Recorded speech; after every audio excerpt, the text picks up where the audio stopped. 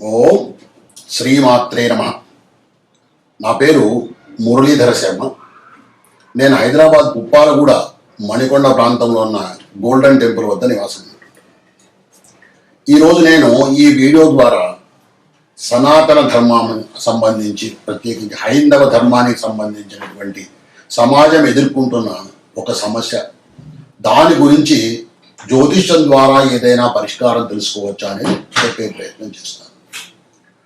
సహజంగా సమాజంలో అనేక సమస్యలు వస్తుంటాయి, కానీ ప్రస్తుతం ఉన్నటువంటి సమస్య చాలా చిత్రమైన సమస్య.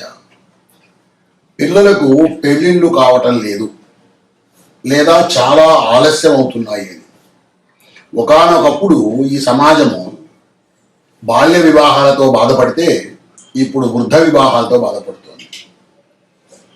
40 ఏళ్ళు, 35 ఏళ్ళు, 38 ఏళ్ళు వచ్చినా కూడా వివాహం కాకుండా ఉన్నటువంటి సందర్భాలు మనకు కనబడుతున్నాయి. రోజు నాకు వస్తున్నటువంటి జాతకాల్లో, గురుగారు ఈ జాతకం మా అమ్మాయిదండి, మా అబ్బాయిదండి, మా అమ్మాయికి 38 ఏళ్ళండి, మా అబ్బాయికి 40 ఏళ్ళండి, వివాహం కాలేదండి. వివాహం కాకపోవడం ఒక ఎత్తైతే, వివాహం ఆలస్యం కావడం వల్ల సమాజంలో వచ్చే అసమతలు మరొక రకం. దీనివల్ల సంతానం కలగకపోవడం, లేదా సంతానం ఇంకా ఆలస్యం కావడం, వీళ్ళు ముసలి వాళ్ళైనా కూడా పిల్లలుగా ఇంకా వాళ్ళు చదువుకుంటూ ఉండడం, వాళ్ళ రక్షణ చూడలేకపోవడం, ఇలా అనేక విధములైనటువంటి సమస్యలు హైందవ సమాజం ఎదుర్కొంటుంది. కేవలం పెళ్ళిళ్ళు అనేటువంటి ఆ ఒకే ఒక విషయం మీద అది ఆలస్యం కావడం అనేటువంటి కారణం వల్ల ఈరోజు ఈ జాతక భాగం ద్వారా, జ్యోతిషం ద్వారా మనము దీన్ని తెలుసుకోవడానికి ప్రయత్నం చేద్దాం. అయితే ముందుగా మనం పెళ్ళిళ్ళ గురించి తెలుసుకోవడానికి జాతకంలో ఏం చూడాలి, ఏమి పరిశీలించితే వివాహం అవుతుందా, అవుతే ఎప్పుడు అవుతుంది, త్వరగా అవుతుందా, ఆలస్యం అవుతుందా అనేటువంటి విషయాలు మనం తెలుసుకునే ప్రయత్నం చేద్దాం. ముందుగా మనం ఒక అవగాహన కొద్దాము. 25 నుంచి 28 సంవత్సరాల వయసులో కనుక వివాహం జరిగితే, ప్రస్తుత కాల పరిస్థితుల ఆధారంగా, అది అబ్బాయి కావచ్చు, అమ్మాయి కావచ్చు, ఆ వివాహం త్వరగా జరిగినట్టుగా మనం భావించవచ్చు. అలా 28 దాటితే అది ఆలస్యమైనట్టుగానే మనం గుర్తించాలి. ఈ అవగాహనతో మనం ముందుకెళ్ళేటప్పుడు జ్యోతిష శాస్త్రంలో ఈ పెళ్ళిళ్ళు అనేటువంటి, వివాహం అనేటువంటి ఈ విషయానికి సంబంధించి ఏవేవి ముఖ్యమైన అంశాలు ఉన్నాయి అంటే, ముఖ్యంగా గ్రహాలు, గురువు, శుక్రుడు, కుజుడు, ఈ 3 గ్రహాలు కూడా చాలా అత్యంత ప్రధానమైనటువంటి పాత్ర వహిస్తాయి ఈ వివాహాల విషయంలో. గురువు, శుక్రుడు, కుజుడు. అలాగే రాసులు కూడా మనకు జ్యోతిష భాగంలో గ్రహాలు, రాసులు ఈ 2 ప్రధానమైనవి. గ్రహాలు గురు, శుక్ర, కుజులు ప్రధానమైతే, రాసులు సప్తమ స్థానం, ముఖ్యంగా అంటే 7వ స్థానం కళత్ర స్థానం అంటారు. అలాగే భాగ్యస్థానం 9వ స్థానం. ఇలా ఈ 2 మనకు ముఖ్యమైనటువంటి పాత్ర వహిస్తాయి. ఇవి కాకుండా మనకు గ్రహాల యొక్క ఉచ్చస్థితులు, నీచస్థితులు, శుభగ్రహాలు, పాపగ్రహాలు, గ్రహాల దృష్టులు, ఈ విధంగా అనేక విషయాల సమూహం మనం జాతకంలో పరిశీలించాలి. గ్రహాలు, రాసులు, వాటి స్థితులు, వాటిని ఎవరు చూస్తున్నారు, ఏ గ్రహం ఎలాంటి పనికి మనకు సహాయపడుతుంది అనేటువంటి విషయాన్ని గ్రహిస్తే తప్ప ఆ జాతకుడికి లేదా ఆ జాతకురాలికి వివాహం ఎప్పుడు అవుతుంది అనేది మనం త్వరగా తెలుసుకోవాలి. ఇప్పుడు నేను స్థూలంగా కొన్ని విషయాలు చెప్తాను. ఎలాంటి జాతక పరిస్థితులు ఉంటే, అంటే మనం జాతకం పరిశీలించినప్పుడు ఎలాంటి పరిస్థితులు ఉంటే వివాహం త్వరగా జరిగే అవకాశం ఉంది. అంటే నేను చెప్పాను, త్వరగా జరగడం అంటే 28 సంవత్సరాల వయసు లోపల జరిగే వివాహాన్ని మనం త్వరగా జరిగే వివాహం అని అనుకోవచ్చు. ఎలాంటి సందర్భంలో అవుతుంది అంటే, లగ్నము 7వ భావం, లగ్నం అంటే 1వ స్థానం, 1వ స్థానంలో 7వ స్థానం అంటే 7వ స్థానంలో శుభగ్రహాలు ఉంటే కనుక త్వరగా జరిగే అవకాశం ఉంది. ఇది ఒక విషయం మాత్రమే, ఇంకా అనేక విషయాల సమూహం వల్ల జరుగుతుంది. ఇది ముఖ్యంగా మనం గ్రహించాలి. లగ్నంలో అలాగే 7వ భావంలో శుభగ్రహాలు ఉంటే కనుక త్వరగా జరిగే అవకాశం ఉంది. మనం ఇప్పటికీ ఎన్నో వీడియోల్లో తెలుసుకున్నాము. శుభగ్రహాలు అంటే ఏమిటి, అశుభగ్రహాలు అంటే ఏమిటి, ఉచ్చ అంటే ఏమిటి, నీచ అంటే ఏమిటి తెలుసుకున్నాం. ఇక సప్తమాధిపతి పాపగ్రహాలతో కలవకుండా ఉండడం. సప్తమాధిపతి అంటే లగ్నం నుంచి 7వ స్థానం ఉన్నటువంటి ఏదైతే ఉందో, ఉదాహరణకు మేషం లగ్నం అయితే మేషం, వృషభం, మిథునం, కర్కాటకం, సింహం, కన్య, తులా లగ్నం. అంటే ఈ తులా లగ్నంలో ఎటువంటి పాపగ్రహాలు ఉండకుండా ఉంటే త్వరగా వివాహం అయ్యే అవకాశం ఉంది. ఇంకా సప్తమాధిపతి శుభగ్రహాల దృష్టి కలిగి ఉండడం. సప్తమాధిపతి అంటే ఇందాక మనం తులా అనుకున్నాము. తులా రాశికి అధిపతి శుక్రుడు. ఆ శుక్రుడికి శుభగ్రహాల దృష్టి కనుక ఉంటే తప్పకుండా త్వరగా వివాహం అయ్యే అవకాశం ఉంటుంది. సప్తమాధిపతిగా సంబంధం లేకుండా శుక్రుడు బలంగా ఉంటే, అంటే ఉచ్చస్థితిలో కానీ, మిథున రాశిలో కానీ, తులా రాశిలో కానీ, వృషభ రాశిలో కానీ ఇలా ఉన్నప్పుడు శుక్రుడు బలవంతుడిగా ఉంటాడు. శుక్రుడు బలవంతుడిగా ఉన్నప్పుడు కూడా త్వరగా వివాహం అయ్యే అవకాశం ఉంటుంది. ఇంకా శుక్రుడు, శని ఈ రెండు గ్రహాల మీద చంద్రుడి యొక్క దృష్టి లేనప్పుడు కూడా వివాహం త్వరగా అయ్యే అవకాశం ఉంది. నేను గ్రహ దృష్టులు అని చెప్తున్నాను. ఏ గ్రహము ఎటువంటి దృష్టి కలిగి ఉంటుంది, ఏ రాశిని చూస్తుంది అనేటువంటిది కూడా ఇక్కడ చెప్పే ప్రయత్నం చేస్తాను. ప్రతి గ్రహము కూడా తను ఉన్నటువంటి స్థానం నుంచి 7వ స్థానాన్ని చూస్తుంది. ప్రతి గ్రహం కూడా అలాగే చూస్తుంది, రాహుకేతువులకు మినహాయింపు. ఇది కాకుండా ఇంకా 3 గ్రహాలు, శని తను ఉన్న రాశి నుంచి 7వ స్థానం మాత్రమే కాకుండా 3, 10 స్థానాలను కూడా చూస్తాడు. అంటే ఇంకా ఎక్కువగా అన్నమాట. కేవలం 7వ స్థానం మాత్రమే కాకుండా 3వ, 10వ స్థానాన్ని కూడా చూస్తాడు శని.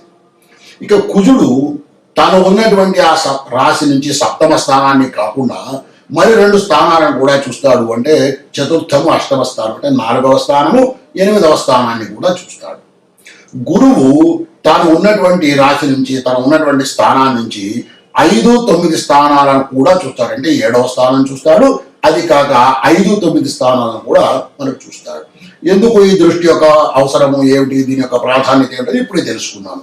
శుభగ్రహ దృష్టి ఉంటే త్వరగా అయ్యే అవకాశం ఉంది. అలాగే చంద్రుడి దృష్టి లేకుండా ఉంటే శుక్రుడు, శని మీద త్వరగా అయ్యే అవకాశం ఉందని మనం తెలుసుకున్నాం. అందువల్ల ఈ గ్రహ దృష్టి అనేటువంటిది కూడా అవసరమవుతుంది. ఈ వివాహాల గురించి పరిశీలించేటప్పుడు మనము ముఖ్యంగా 2 విషయాలు తెలుసుకోవాలి. ఒకటి, ఆ జాతకుడు పుట్టినప్పుడు ఉన్నటువంటి గ్రహస్థితి ఏమిటి, అంటే అతని రాశి చక్రం ఎలా ఉంది, అలాగే నవాంశ చక్రం ఎలా ఉంది, అందులో గ్రహస్థితి ఎలా ఉంది అనేటువంటిది ఒక విషయం. ఇక 2వ విషయము, ప్రస్తుతం గ్రహచారం, గోచారము అంటారు. ఈ జాతకుడు పుట్టిన రాశికి గోచారం ఎలా ఉంది అని చెప్పి, గోచారంలో కూడా ప్రత్యేకించి గురువు యొక్క స్థితి. ప్రస్తుతము గురువు ఈ జాతకుడికి ఏ విధంగా ఉన్నాడు, బలవంతుడిగా ఉన్నాడా, బలహీనుడిగా ఉన్నాడా, ఎలా తెలుసుకోవాలి అని అంటే జాతకంతో సంబంధం లేదని, జాతకంలో ఆ ఉన్నటువంటి గ్రహాలు స్థిరంగా రాశిచక్రంలో అలాగే ఉంటాయి. కానీ గోచారంలో గ్రహాలు వచ్చినటువంటి మార్పులను సూచిస్తూ మనకు పంచాంగం చూసుకున్నట్టయితే అందులో తెలుస్తుంది గురువు ఎక్కడ ఉన్నాడు, శని ఎక్కడ ఉన్నాడు అని చెప్పి. గురువు ఆ జన్మ రాశి నుంచి, అంటే ఆ జాతకుడి యొక్క జన్మ రాశి నుంచి లేదా జాతకురాలు యొక్క జన్మ రాశి నుంచి 2, 5, 7, 9, 11 ఈ 5 రాశుల్లో కనుక ఉంటే గురువు శుభగ్రహం, అంటే శుభ ఫలితాన్ని ఇస్తాడు. మరి ఒకసారి చెప్తాను. గురువు గోచార రీత్యా, జాతక రీత్యా కాదు, గోచార రీత్యా అంటే ప్రస్తుతం మనం పంచాంగంలో తీసుకొని ఆ జాతకుడి యొక్క రాశిలో, ఆ రాశికి గురువు ఏ విధంగా ఉన్నాడు, 2, 5, 7, 9, 11 రాశుల్లో కనుక ఉంటే శుభగ్రహంగా మనకు శుభ ఫలితాన్ని ఇస్తాడు గురువు. గురువు బలం అనేటువంటిది చాలా అవసరం వివాహానికి. వివాహకారకుడు గురువు కాబట్టి తప్పకుండా గురు బలం ఉండాలి. అలాగే శని కూడా, శని 3, 6, 11 స్థానాల్లో కనుక ఉంటే కనుక, అంటే జన్మ రాశి నుంచి, ఉదాహరణకు మేష రాశిలో జన్మించాడు ఒక జాతకుడు అనుకుంటే, మేషం, వృషభం, మిథున రాశిలో కనుక శని ఉన్నట్టయితే అక్కడ 3, 6, 11 స్థానాల్లో శుభుడుగా ఉంటాడు. ఇది గోచార రీత్యా మనం చూసుకోవాలి.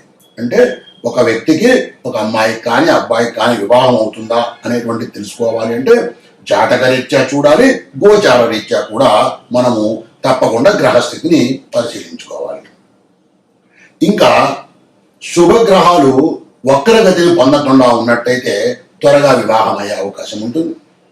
అలాగే 2వ, 8వ స్థానాల్లో శుభగ్రహాలు ఉన్నట్టయితే త్వరగా వివాహం జరిగే అవకాశం ఉంది. జలతత్వ రాశులైనటువంటి కర్కాటకము, వృశ్చికము, మీనము ఇక్కడ కూడా శుభగ్రహాలు ఉంటే త్వరగా వివాహం జరుగుతుంది. ఇక ఆలస్యంగా వివాహం జరిగే సందర్భాలు ఎప్పుడు ఉంటాయి, ఎలా ఉంటాయి? అంటే లగ్నంలో కానీ సప్తమంలో కానీ పాపగ్రహాలు అంటే మనకు తెలుసు, శని, రాహువు, కేతువు, రవి, కుజుడు, ఇలా ఈ గ్రహాలు పాపగ్రహాలుగా గుర్తిస్తాం మనము. ఈ గ్రహాలు కనుక సప్తమ స్థానం అంటే లగ్నం నుంచి 7వ స్థానంలో కనుక ఉన్నట్టయితే అప్పుడు వివాహం ఆలస్యమయ్యే అవకాశం ఉంది. ఇంకా సప్తమ స్థానంలో 2 కానీ అంతకన్నా ఎక్కువ పాపగ్రహాలు కనుక ఉంటే వివాహం ఆలస్యమయ్యే అవకాశం ఉంటుంది. ఇంకా ద్వితీయ అష్టమ భావాలలో పాపగ్రహాలు కానీ వక్రగతిని కానీ పొందిన గ్రహాలు ఉంటే అప్పుడు కూడా ఆలస్యమయ్యే అవకాశం ఉంది. ఇంకా శుక్రుడు రాహువుతో కానీ లేదా శనితో కానీ కలిసి ఉన్నప్పుడు కూడా వివాహం ఆలస్యమయ్యే అవకాశం ఉంది. జాతకంలో ఎక్కువ గ్రహాలు నీచ స్థితిని పొంది ఉంటే లేదా ఎక్కువ గ్రహాలు వక్ర స్థితిని పొంది ఉన్నప్పుడు కూడా వివాహం ఆలస్యమయ్యే అవకాశం ఉంది. తర్వాత సప్తమ భావం మీద లేదా సప్తమాధిపతి మీద పాపగ్రహాల ప్రభావం ఎక్కువగా ఉంటే ఇక్కడ సప్తమ స్థానము, సప్తమాధిపతి ఈ రెండింటి మీద కూడా ఎక్కడైనా కానీ పాపగ్రహాల ప్రభావం ఎక్కువగా ఉంటే ఇంకా ఆలస్యం అయ్యే అవకాశం ఉంది. మీ జాతకంలో సప్తమ స్థానములో అంటే 7వ ఇంట బుధ లేదా చంద్రగ్రహాలు ఉన్నట్టయితే 18 నుంచి 23 సంవత్సరాల లోపల వివాహం జరిగే అవకాశం ఉంటుంది. సప్తమ స్థానంలో బుధుడు కానీ లేదా చంద్రుడు కానీ. ఇంకా 7వ ఇంట్లో అంటే సప్తమ స్థానం బృహస్పతి ఉంటే కనుక అంటే గురువు ఉంటే కనుక 24-26 సంవత్సరాల వయసులో జరిగే అవకాశం ఎక్కువగా ఉంటుంది. అలా కాకుండా ఈ సప్తమ స్థానంలో సూర్యుడు కనుక ఉన్నట్టయితే రవి మనకు తెలుసు పాపగ్రహం అని చెప్పి గుర్తిస్తాం మనము. ఈ సూర్యుడు కనుక సప్తమ స్థితిలో కనుక ఉంటే తప్పకుండా వివాహము ఆలస్యమయ్యే అవకాశం ఉంటుంది. ఇంకా 7వ ఇంట కుజుడు ఉంటే దీనివల్ల కూడా వివాహంలో చాలా జాప్యం జరిగే అవకాశం ఉంటుంది. శని సప్తమ స్థానంలో ఉంటే 35 సంవత్సరాల తర్వాతనే వివాహం జరిగే అవకాశం ఉంటుంది. ఈ విధంగా మనము సప్తమ స్థానాన్ని బట్టి ఉన్న గ్రహాల యొక్క స్థితిని బట్టి ఆ గ్రహాలను ఎవరు చూస్తున్నారు, ఆ గ్రహాలు ఉచ్చ స్థితిలో ఉన్నాయా, నీచ స్థితిలో ఉన్నాయా, ఇలా అనేక విషయాలను మనం పరిశీలించి వివాహము త్వరగా అవుతుందా లేదా ఆలస్యం అవుతుందా అనేటువంటి విషయాన్ని మనము తెలుసుకోవచ్చు. ఇంకా స్త్రీ విషయంలో ప్రత్యేకించి అష్టమ స్థానాన్ని కూడా మనము ఇదే విధంగా పరిశీలించాల్సి ఉంటుంది. సరే, ఈ విధంగా మనం పరిశీలించుకున్న తర్వాత వివాహం కాస్త ఆలస్యమయ్యే అవకాశం ఉందని మనకు కొంత అవగాహన వచ్చినప్పుడు మనము కొన్ని పరిష్కారాలు కూడా చేసుకోవడం మంచిది. దీనివల్ల కూడా మనకు ఫలితాలు త్వరగా వచ్చే అవకాశం ఉంది. అంటే ఆ గ్రహాలు ఏవైతే ఇబ్బంది పెడుతూ ఉన్నాయో లేదా ఏ గ్రహాల వల్ల శక్తి తక్కువ ఉండడం వల్ల వివాహం ఆలస్యమవుతుందో వాటికి ఈ పరిష్కారాల ద్వారా కొంత శక్తిని చేర్చే అవకాశం ఉంటుంది మనకి. ఎలాగంటే ఎలాంటి పరిష్కారాలు చేసుకోవచ్చు అంటే కనకదుర్గ అమ్మవారికి 8 శుక్రవారాలు కుంకుమార్చన జరిపించడం వల్ల కొంత దోషం తగ్గే అవకాశం ఉంటుంది. ఇంకా 8 మంగళవారాలు హనుమాన్ దేవాలయానికి ఆంజనేయ స్వామికి వెళ్ళి 108 తమలపాకులతో మనకు అర్చన చేసేటువంటి సాంప్రదాయం ఉంది. ఆకు పూజ అంటూ ఉంటారు. అలా ఆకు పూజలతో అర్చన చేయటం వల్ల హనుమంతుడికి వివాహం జరిగే అవకాశం ఎక్కువగా ఉంటుంది. ఇంకా నేను ఇప్పుడు ఒక మంత్రం చెప్తాను. సహజంగా ఈ మంత్రాన్ని గురుముఖంగా తీసుకొని చేసుకోవాలి. అయితే గురువులు మనకు ఉపదేశం చేయడానికి దొరకనప్పుడు తల్లి కూడా మనకు గురువుతో సమానం కాబట్టి తల్లి కూడా ఈ మంత్రాన్ని జాతకులకు ఉపదేశిస్తే ఆ జాతకుడు ఈ మంత్రాన్ని అనేక మార్లు ఉచ్చరించడం వల్ల తన జాతకంలో ఉన్నటువంటి దోషాలు తొలగి త్వరగా వివాహం అయ్యే అవకాశం ఉంటుంది. ఇప్పుడు ఆ మంత్రాన్ని చెప్తాను, జాగ్రత్తగా వినండి. గురువు ద్వారా ఉపదేశం తీసుకోవడం అనేటువంటిది ఉత్తమమైన మార్గము. గురువు లేనప్పుడు తప్పకుండా తల్లి ద్వారా కూడా ఆ మంత్రాన్ని చెప్పించుకొని అది ఉపదేశం కింద తీసుకొని దాన్ని మనం జపం చేసుకోవాలి, జాతకుడు జపం చేసుకోవాలి. ఎలా అంటే కనీసం 108 సార్లు ప్రతిరోజు చేసుకుంటూ ఉంటే ఉత్తమంగా ఉంటుంది. ఇప్పుడు ఏమిటి ఆ మంత్రం ఏమిటంటే దేవేంద్రాణి నమస్తుభ్యం దేవేంద్ర ప్రియభాషిణి సర్వ సౌభాగ్య కార్యేషు సర్వ సౌభాగ్యదాయిని. ఇది మంత్రం. ఈ మంత్రం మీకోసం మరొకసారి చెప్తాను. దేవేంద్రాణి నమస్తుభ్యం దేవేంద్ర ప్రియభాషిణి సర్వ సౌభాగ్య కార్యేషు సర్వ సౌభాగ్యదాయిని. ఈ మంత్రాన్ని 108 సార్లు జపం చేయడం వలన ఈ అడ్డంకులు తొలగి త్వరగా వివాహం జరిగే అవకాశం ఉంది. ఇంకా కొన్నిసార్లు ఇబ్బందులు చాలా ఎక్కువగా ఉంటాయి. ఇందాక చెప్పాను, చాలా గ్రహాలు నీచలో ఉండడము, లేదా చాలా గ్రహాలు వక్రగతిని పొంది ఉండడము, ఇలాంటి పరిస్థితులు, తర్వాత కుజ దోషాలు ఉండటము, ఇలాంటి వాటి వల్ల కూడా ఆలస్యం అవుతుంది చెప్పాను కదా. అప్పుడు కేవలం మనం చేసేటువంటి పరిష్కారాలు మాత్రమే సరిపోవంటే ఈ పూజలు నోములు ఇలాంటివి కాకుండా ఇంకొంచెం ముందుకు వెళ్ళి ఇంకొంచెం సేవ ఎక్కువగా చేయవలసి ఉంటుంది. అప్పుడు కన్యా పాశుపతము అనేటువంటి ఒకానొక హోమము లేదా అభిషేకం కూడా చేస్తారు. కన్యా పాశుపతము, ఆ అభిషేకం చేయించుకున్నట్టయితే, అంటే అబ్బాయిలకు వివాహం కావలసి ఉంటే కన్యా పాశుపత అభిషేకం చేసుకోవాలి. అలాగే అమ్మాయిలకు వివాహం కాకుండా ఉంటే వర పాశుపత అభిషేకం చేయించుకోవాలి. దీన్ని హోమ విధానంలో చేసేది ఉంది, అభిషేక విధానంలో కూడా ఉంది. ఆయా గ్రహాల యొక్క తీవ్రతను బట్టి, అవసరాన్ని బట్టి మీరు ఏ జ్యోతిష్కుడిని సంప్రదిస్తారో లేదా ఏ పౌరోహితుడిని సంప్రదిస్తారో వాళ్ళు మీకు దీని గురించి వివరిస్తారు. ఆ విధంగా చేసుకోవడం వలన తప్పకుండా పరిష్కారం జరిగి త్వరగా వివాహం జరిగే అవకాశం ఉంటుంది. ఇప్పుడు మనము సింహ లగ్నంలో జన్మించినటువంటి ఒకానొక జాతకుడి యొక్క గ్రహస్థితిని పరిశీలించి ఆ జాతకుడికి వివాహం ఎప్పుడు జరిగే అవకాశం ఉందనేటువంటిది తెలుసుకునే ప్రయత్నం చేద్దాం.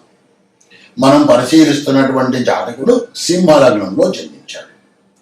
గ్రహస్థితిని చూసినట్టయితే లగ్నంలో సింహ లగ్నము, ఎటువంటి గ్రహాలు లేవు.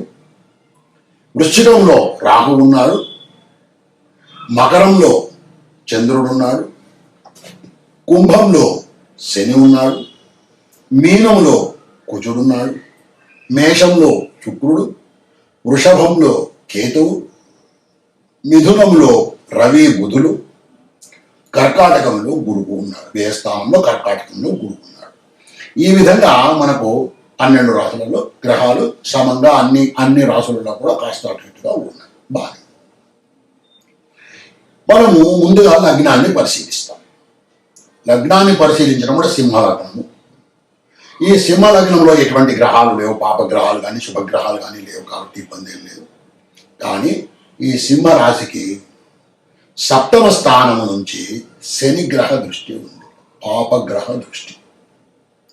శత్రుగ్రహము, అది శత్రుక్షేత్రము రవి, అక్కడ నుంచి శని దృష్టి ఉంది. కాబట్టి కొంత లగ్నం బలంగా లేదు అని చెప్పుకోవచ్చు. పాపగ్రహ దృష్టి ఉన్నందువల్ల లగ్నం బలంగా లేదు అని చెప్పుకోవచ్చు. ఇక లగ్నాధిపతి రవి ఎక్కడ ఉన్నాడు అంటే, లగ్నాధిపతి 11వ స్థానంలో, 11వ ఇంట మిథున రాశిలో స్వక్షేత్రములో బుధుడు ఉన్నాడు. మిథునములో అక్కడ రవి ఉన్నాడు. అంటే రవి బుధుడు ఇద్దరు కూడా 11వ స్థానంలో ఉన్నాడు. ఇది రవికి బుధుడు సమగ్రహం, అంటే సమగ్రహ క్షేత్రంలో ఉన్నాడు. లగ్నాధిపతి సమగ్రహ క్షేత్రంలో ఉన్నాడు. ఆ లగ్నాధిపతికి ఎవరిదైనా దృష్టి ఉందా అంటే ఎవరి దృష్టి కూడా లేదు. అంటే లగ్నాధిపతి సామాన్య బలంతో ఉన్నాడు, బాగా బలవంతుడుగా శుభగ్రహాలతో కలిసి ఉండటం కానీ అలాంటిది ఏమీ లేదు. బుధుడితో కలుసుకున్నాడు. బుధుడు స్వక్షేత్రంలో ఉన్నా కూడా ఈ రవి పాపగ్రహంతో బుధుడు కలవడం వలన ఆయన కూడా పాపగ్రహం అయిపోయాడు. అందువల్ల బుధుడి వల్ల పెద్దగా బలం వచ్చేది ఏమీ లేదు. కాకపోతే లాభస్థానంలో ఉన్నాడు కాబట్టి రవి బాగా. ఇక లగ్నాధిపతిని చూశాం. ఇక మరొక ముఖ్యమైన విషయము శుక్రుడు. శుక్రుడు ఏమిటి ఈ జాతకుడికి అంటే తృతీయ రాజ్యస్థానానికి, 3వ స్థానానికి 10వ స్థానానికి అధిపతి. ఎక్కడ ఉన్నాడు ఈయన అంటే 9వ ఇంట్లో ఉన్నాడు, మేషరాశిలో ఉన్నాడు.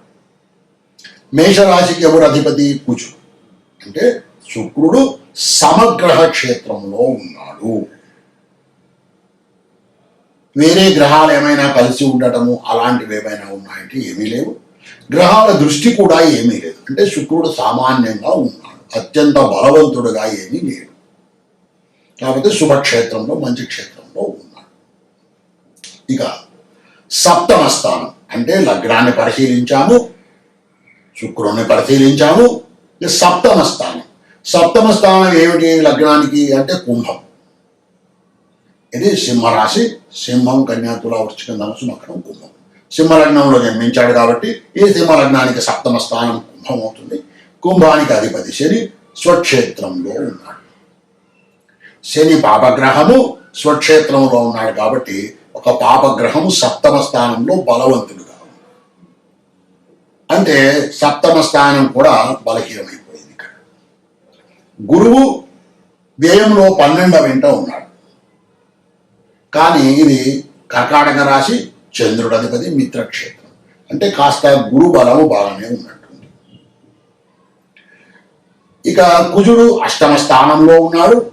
అష్టమ కుజుడు సహజంగా కుజదోషము, కానీ సింహరాశి కుజదోషం వర్తించదు. కానీ అష్టమ స్థానంలో కుజుడు ఉండడం వలన తప్పకుండా దాని యొక్క దుష్ఫలితాలు ఉంటాయి.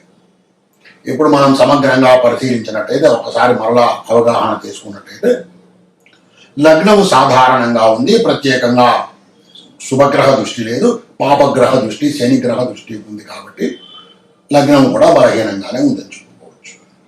లగ్నాధిపతి సాధారణంగా ఉన్నాడు, రవి బుధులు కలుసుకొని ఏకాదశంలో ఉన్నాడు, సాధారణంగా ఉన్నాడు. శుక్రుడు భాగ్యస్థానంలో ఉన్నాడు, పర్వాలేదు అనే విధంగా ఉంది, గొప్పగా బలం ఏమీ లేదు. ఇక సప్తమంలో శని ఉన్నాడు, కాబట్టి సప్తమ స్థానం కాస్త బలహీనమైంది. అష్టమంలో కుజుడు ఉన్నాడు, అందువల్ల అష్టమ స్థానం కూడా బలహీనమైంది. ఇక గోచార రీత్యా ఈ జాతకుడు మకర రాశి, మకరం, కుంభం, మీనం, మేషం, 4వ ఇంట్లో గురువు ఉన్నాడు. 4వ ఇంట్లో గురువు బలవంతుడు కాదు.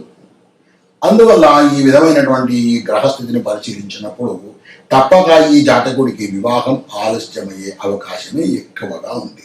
ఎందువల్ల అంటే కేవలం ఒక శుక్రుడి యొక్క బలం మాత్రమే ఉంది తప్ప, గురువు యొక్క బలం మాత్రమే ఉంది తప్ప, శుక్రుడు కూడా అంత ఎక్కువ బలంగా లేడు. శుక్రుడికి శుభగ్రహ దృష్టి ఉండడం కానీ, శుభగ్రహాలతో కలిసి ఉండడం కానీ అలాంటివి ఏమీ లేదు. మిత్రక్షేత్రం కానీ, ఉచ్చస్థితి కానీ అలాంటిది ఏమీ లేదు, సాధారణంగా ఉంది.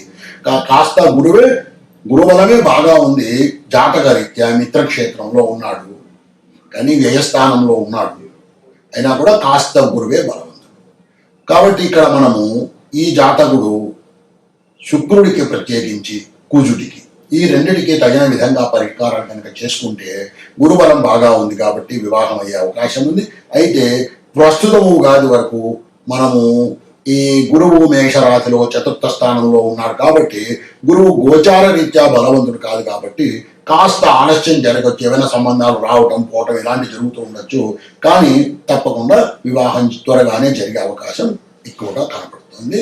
గురువు బలంగా ఉండడం వల్ల శుక్రుడికి కుజుడికి పరిష్కారాలు చేసుకున్నట్టయితే వివాహం త్వరగా జరిగే అవకాశం ఉంది ఈ సింహలగ్న జాతకుడికి మనం పరిశీలించినటువంటి ఈ గ్రహస్థితికి.